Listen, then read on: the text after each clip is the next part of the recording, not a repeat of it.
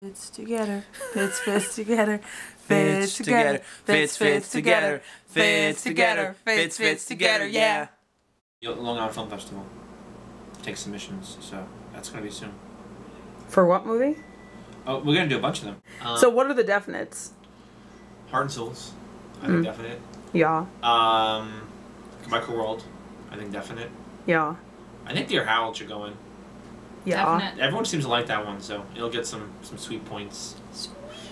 I'm like, because it's in the movie I'm in, you know, it's a golf coupon that I gave him. And he's like, is that in your movie? I'm like, did you watch my movie? It's like so crushing. He's like, yeah, I skipped the ending once. It's like, I'm your wife. It's like so sad. Very sad. So tonight, we're supposed to be in the city watching Cirque de Lena, and plans fell through, and as my dad would say, the best laid plans of mice and men often go astray. That's his favorite quote. So random. It is. Wow. So, I know, Ken Kermian, he's deep. And he has large hands.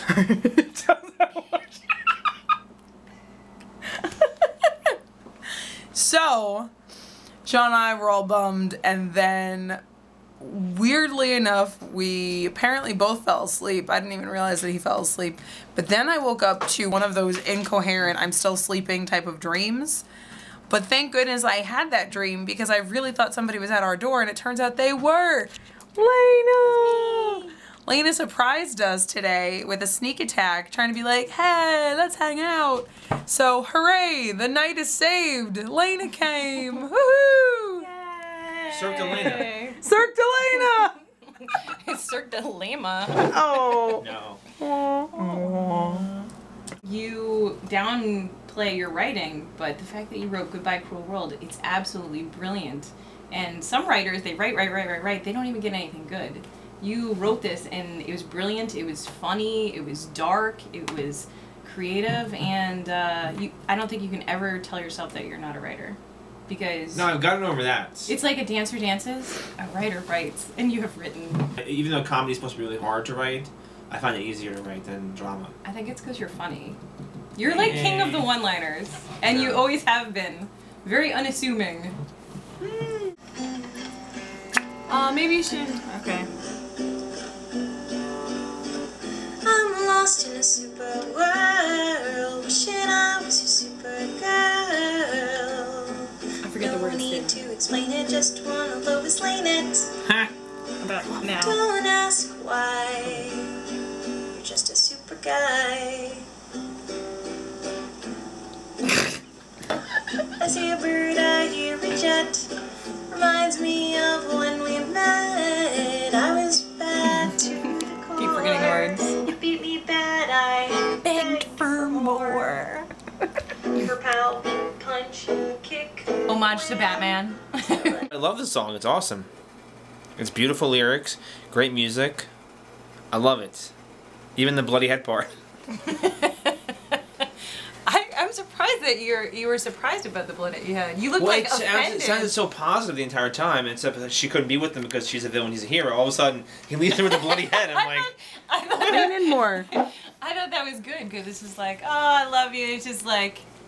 bloody But would the head. super guy punch this chick in the head? Well, I don't know. That's the thing. Is he It's really true. super? The question is he super? You never say he's a hero, do you? Well, you Oh. do. You see Rob Banks, he stops you. Well, yeah, he's a superhero. He is a Yeah. superhero, and but I'm playing the villain, but he beats the shit out of me because I keep doing things that are bad. But I love him anyway because he's awesome.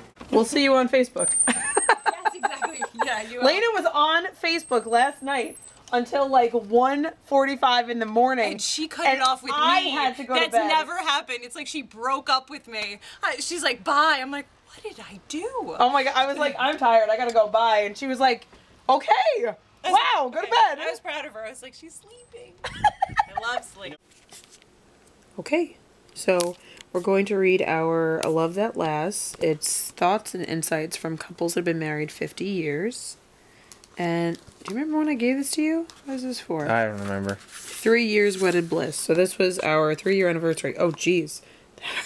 That's bad. That was October. It's taken us a little while to get through this book. It's not really very long. It's only 50 lessons, but apparently we like taking our time and mulling the lessons over. I don't know. Every mature couple knows that there's much more to marriage than the gifts one receives for Valentine's Day, a wedding anniversary, or birthday. But there are certain gifts that have a way of capturing what a marriage is all about. These gifts, relatively grand gestures arising out of challenging times, epitomize their marriage. It's been meager, she says, but it's also been heaven. So I wrote, I think that for us, gift giving is a huge thing. Not always grand gifts, but making gestures of love for each other. For me, giving you the lens was so important. Mm-hmm. The look on your eyes. That's the one I thought of immediately. Yeah? Yeah. Oh. Like, of all the things you've ever given me, that was probably the most surprising and the, like, largest gesture of just, like, love and support of my new endeavors, and what you wrote with it was so incredible. I still have that card to this day in my camera bag, so I can always, like, read it. The look on your eyes will never leave me. In that moment, you felt my love and support in every way, and that feeling is the greatest gift. But yeah. Well, tell. What did I give you that was your lens?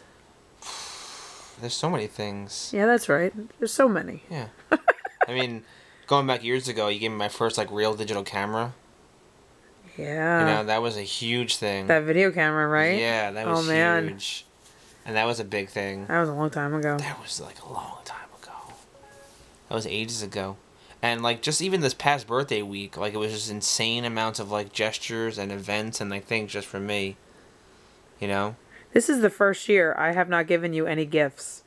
And everything was, like, adventure-based. I mean, like, obviously we went to a Broadway show. Like, that's a gift.